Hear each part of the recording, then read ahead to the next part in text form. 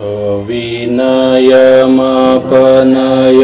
विष्णु दमय मनशमय विषय मृगतृष्णां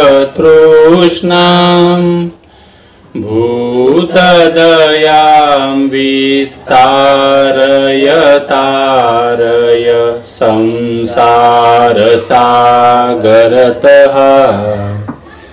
दिव्यधुनी मकरन्दे परिमल परिभोग सच्चिदानन्दे श्रीपति पदारविन्दे भवभयखेदचिदे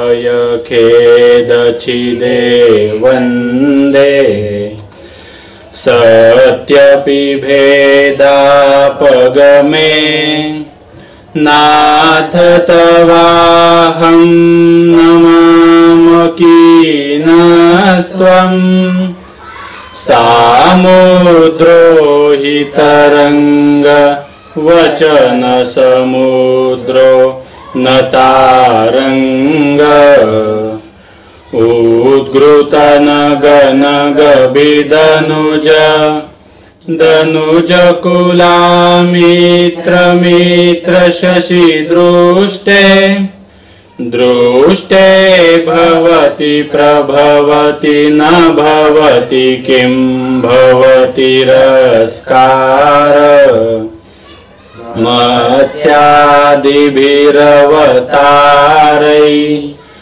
रवतारवतावता सदा वसुधां परमेश्वर परिपाल्यो भवता भवतापभीतोऽहम् दामोदर गुणमन्दिर सुन्दरवदनारविन्द गोविन्द भवजलधिमथन मन्दर परमं दरमपनय त्वं मे नारायण करुणामय शरणं करवाणि तावकौ चरणौ इति षट्पदी मदीये वदन सरोजे सदा वसतु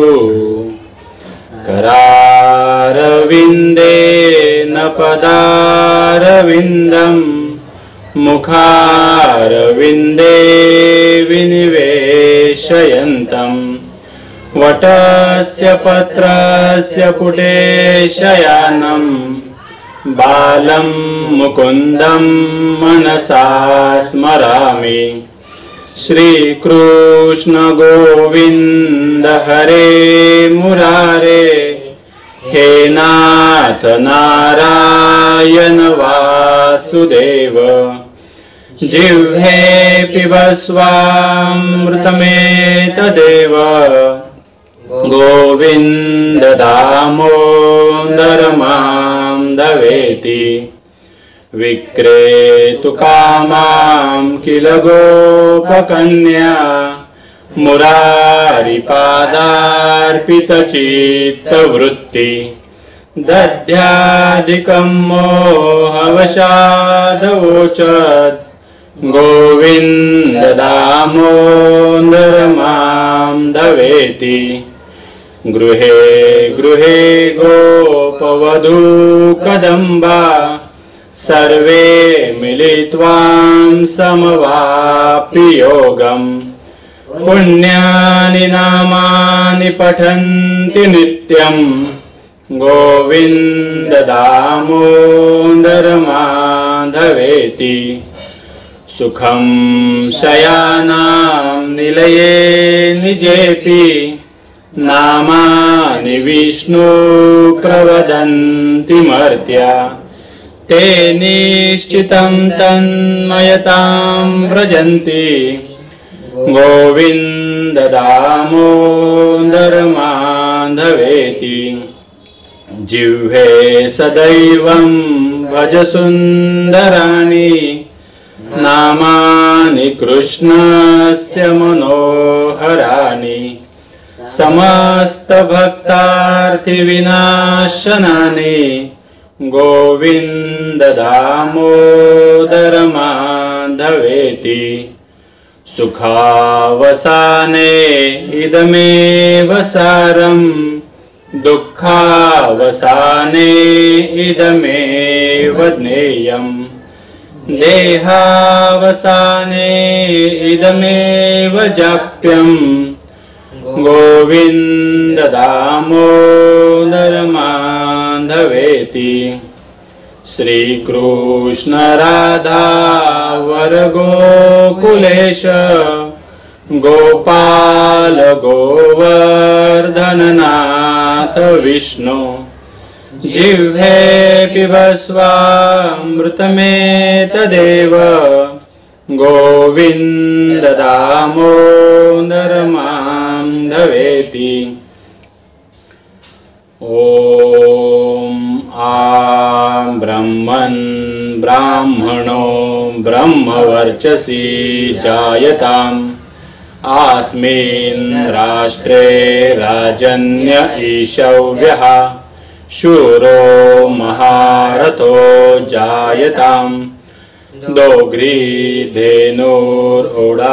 नडवानाशु सप्तिः पुरन्दीर्योषा जिष्णुरतेष्टाः सभेयो युवास्य यजमानस्य वीरो जायताम् निकामे निकामे न पर्जन्यो वर्षतु फलिन्यो न औषधय पश्चन्ताम् योगक्षेमो न कल्पताम् समानीव आकृतिः समानां हृदयां दिवः समानमस्तु वो मनः यथा वः सुसहासति सर्वेत्र सुखिनः सन्तु सर्वे सन्तु निरामयाः सर्वे भद्राणि पश्यन्तु मां कश्चित् दुःखमाप्नुयात्